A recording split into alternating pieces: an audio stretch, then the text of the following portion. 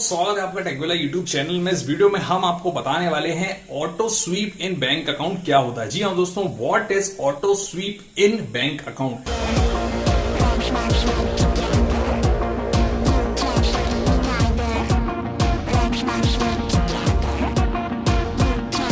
Auto SVEEP facility आपके SBI में, auto SVEEP facility आपके एचडीएफसी में, इवन आपके आईसीआईसीआई बैंक अकाउंट में भी आपको ऑटो स्वीप मिलती है। कहने का मतलब यह है कि हर बैंक अकाउंट में आपको जो है ऑटो स्वीप की फैसिलिटी मिलती है।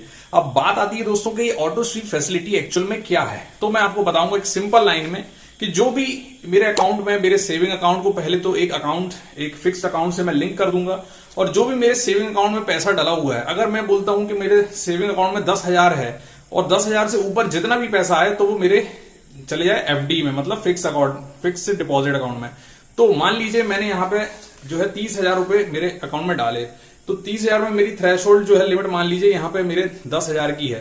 तो जो ऊपर का अमाउंट है, मतलब जो बचा हुआ 10,000 है, 20,000 मैंने डाले हैं और 10,000 की मेरी थ्रेशोल्ड है, तो ये मेरे सेविंग अकाउंट में रहेगा और ये निकल के आ जाएगा मेरे काय में फिक्स डिपॉजिट में। तो ये जो अमाउंट है, मतलब फिक्स डिपॉजिट वाला है, इसमें मुझे जो फिक्स डिपॉजिट वाला ब्याज है वो उसमें मिलेगा, और सेविंग वाला जो ब्याज है वो ऑलरेडी मेरे सेविंग में डाला हुआ है तो उसमें भी मिलेगा।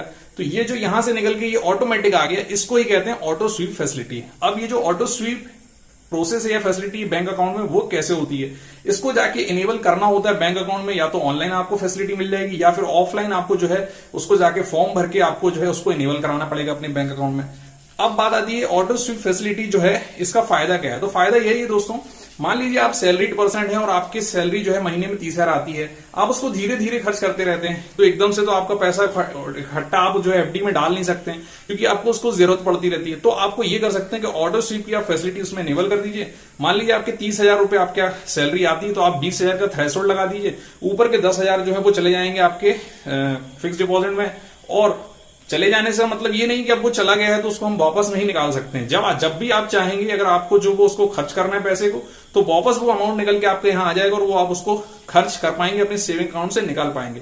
तो यही होती है दोस्तों ऑटो स्वीप फैसिलिटी, जिसके अंदर में आप सिंपली अपना जो एक्सेस अमाउंट है उसको एफडी के में लिंक करके उसमें डाल सकते हैं, और इसमें आपके एफडी का जो आपको इंटरेस्ट रेट मिल रहा है वो एफडी का मिल जाएगा, प्लस जो आपको नॉर्मल पैसा ऑलरेडी डला रहता है सेविंग अकाउंट में, उसमें सेविंग अकाउंट का इंटरेस्ट तो मिलना ही है।